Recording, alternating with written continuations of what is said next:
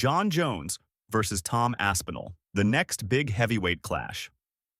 Jon Jones has ruled mixed martial arts for what feels like an eternity, racking up victories that make even the fiercest contenders look ordinary. Now he's targeting heavyweight supremacy, and the man demanding his attention is Tom Aspinal. Aspinal's camp insists Jones has been evasive about signing a bout agreement, even though UFC boss Dana White is certain both sides want this fight. Skeptics argue that Jones sees little benefit in meeting a rising star who might spoil his legacy. Dana White, however, maintains that it's just a matter of time and logistics before we get the official date. Many fans are pointing to International Fight Week as the perfect occasion. Negotiations for big fights often involve extensive back and forth over payday, contract stipulations, and venue selection, so it could be standard procedure rather than real reluctance. Yet the rumor mill keeps swirling around Jones's willingness, especially with Magomed Ankalaev now claiming he could have beaten a prime Bones at light heavyweight. Magomed Ankalaev's bold assertion. Fresh off earning the light heavyweight belt, Magomed Ankalaev stunned everyone by claiming he would have handed Jon Jones a legitimate defeat had they fought back when Jones was in his prime at 205. Fans recall how dominant Jones was in that era. His creativity, wrestling, and strategic brilliance stumped nearly every challenger. Ankalaev's comment, however, casts doubt on the notion that anyone is untouchable. Some see this as a ploy to grab the MMA world's attention, especially because many fighters hope to cement their place in history by beating, or claiming they could beat, the seemingly unstoppable. Others are intrigued by Ankalaev's skill set, which mixes grappling and striking in ways reminiscent of an early career Jones. As improbable as a true prime versus prime showdown would be, the debate itself keeps tongues wagging. Meanwhile, Alex Pereira's fortunes have taken a more tumultuous turn, and it's not just his latest loss that's in the spotlight. Alex Pereira's setback and personal controversy. Alex Pereira's ascent seemed poised to continue, but his recent defeat interrupted that narrative. Some spectators labeled the judge's decision a robbery, while others argued it was correct. The controversy escalated when Pereira's ex-girlfriend posted about the loss, jabbing at him and mocking his persona. Rather than stay silent, Pereira shot back, telling her to keep his name out of her mouth or risk angering her spouse. This personal spat overshadowed any talk of immediate rematches or weight class shifts. Pereira insists he'll return better than ever, but where he goes from here is an open question, especially with Ankalaev on top of the division and Tom Aspinal hoping to lure Jones into a heavyweight showdown. While the champions and contenders figure out their next moves, Merab found himself in an awkward moment with a fan that quickly went viral. Merab's awkward fan moment. A fan recently approached Merab with a photo of him being knocked out, asking for an autograph. In a sport filled with high-stakes matchups, that kind of request can sting. Merab declined, clearly annoyed but trying to stay polite.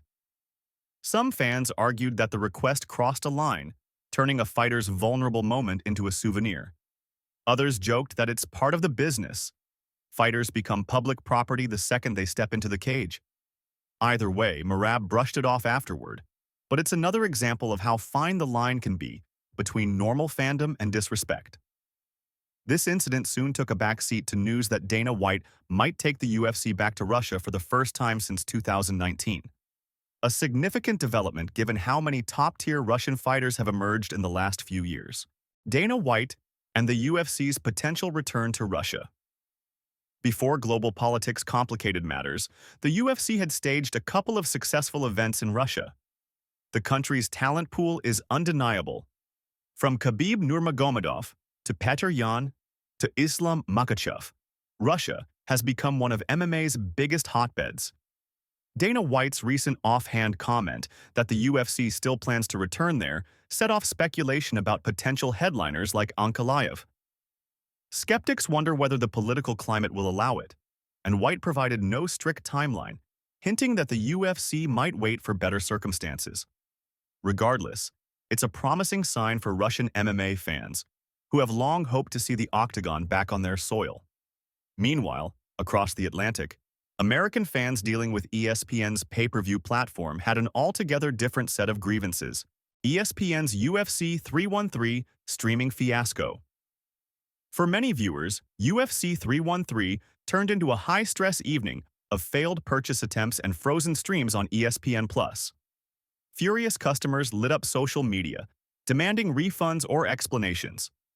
Dana White acknowledged the frustration, pointing a finger at ESPN's technical platform. In response, ESPN offered the replay for free, which softened some complaints but left many fans unsatisfied.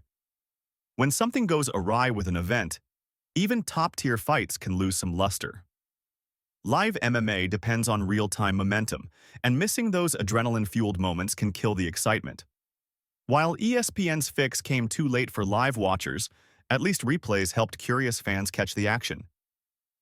Even so, the headlines for UFC 313 weren't done, especially after Curtis Blaydes had to pull out of his bout and King Green suffered a dramatic knockout. Curtis Blaydes' withdrawal and King Green's upset. Curtis Blaydes, a perennial heavyweight threat, withdrew from his UFC 313 bout against Rizvan Kuniev only hours before the event. Blaydes later clarified he was dealing with an illness, hoping to reschedule soon. It's a tough break for Kuniev, too, marking the third time his UFC debut has been halted. Heavyweight fans who waited to see Blaydes in action also left disappointed. Meanwhile, King Green suffered a viral moment in the worst way. Mauricio Ruffy landed a spinning wheel kick that floored Green, adding another highlight reel knockout to a stacked card.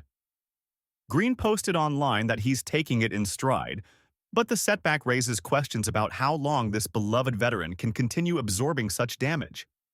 Even so, Green's sportsmanship and honesty keep fans rooting for him. And yet, it was Jalen Turner who delivered perhaps the event's biggest surprise by hinting at stepping away from the sport altogether. Jalen Turner's shocking retirement plans. Once touted as a top 10 hopeful, Jalen Turner recently lost 4 of his last 5 fights. After his defeat to rising star Ignacio Bahamondes, he confessed he might leave MMA for good. According to Turner, he's been considering this for months, concerned about the toll on his body and the responsibilities of parenthood. At 29, he still has potential to evolve, but mental and physical well-being often trump raw talent. His opponent Bahamondes offered support, even suggesting Turner join him to train and rediscover his passion. Some fans insist Turner should rethink retirement, pointing out that he's only faltered against elite foes. Others believe his priorities are admirable, as family commitments and preserving long-term health take precedence. Whatever he decides, it adds to the unpredictability defining MMA these days, something that also applies to the ongoing drama surrounding Nina and the so-called curse talk. Nina drama fires. Back at a UFC fighter. When Diana Belbita jokingly suggested Nina was a bad luck charm for fighters, Nina quickly fired back, questioning the logic behind that accusation. She pointed out she's been supportive of fighters like Alex Pereira and Magomed Ankalaev, who've both reached big milestones. Nina urged Belbita to focus on training and preparing for Diana Barbosa, rather than stirring negativity on social platforms. Some fans took Belbita's side in the lighthearted curse conversation. Others defended Nina's stance. Either way, the gossip lit up social channels before dying down, at least for now. Such feuds, both online and in the octagon, fuel the sport's constant motion. As these controversies pile up, fighters keep training and fans keep refreshing social media to see who's calling out whom next. MMA is, after all, an environment where a single statement can transform a star into a target, and a single fight can redefine an entire division.